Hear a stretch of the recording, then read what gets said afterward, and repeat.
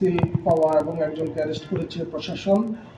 আজকেই সে বিষয়ে মামলা হয়েছে। সে বিষয়ে মামলাতে শরীফ নামে ২ নম্বর আসামি, আমরা সংবাদ মাধ্যমে দেখেছি যে সে জামাতের কর্মী বলে এ ধরনের সংবাদ মাধ্যমে এসছে।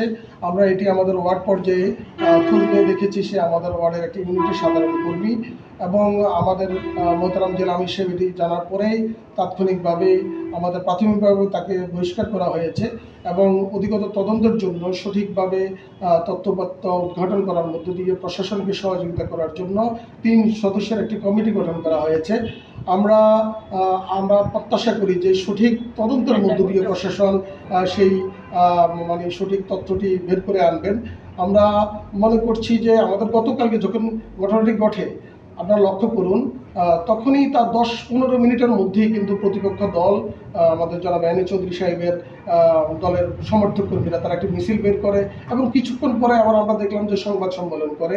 আমরা মনে করতেছি যে আসলে বিগত কয়েক সপ্তাহ থেকেই লাগাতারভাবে আমাদের নারী কর্মীদের উপরে হামলা, বিভিন্ন জায়গায় ভাতা প্রদান করা, হুমকি ধমকি দেওয়া এবং এই যে বোরকা কাণ্ডের ৫০,০০০-এর একটি আবিষ্কারক একটি কথা বক্তব্য তুলে ধরার মধ্য দিয়ে আমাদের নারী সমাজকে মূলত হেনস্থা করার একটি অপপরিকল্পনা, এ ধরনের বক্তব্যগুলোর সূত্র ধরে কিছুদিন পরে আবার এই ধরনের একটি সিলের ঘটনাটা আমরা মনে করি একই সূত্রে গাঁথা। এটি প্রশাসন সঠিক তদন্তের মধ্য দিয়ে দোষী ব্যক্তিকে বের করে আনবে আমরা প্রত্যাশা করি। সেক্ষেত্রে আমাদের সার্বিক সহযোগিতা থাকবে।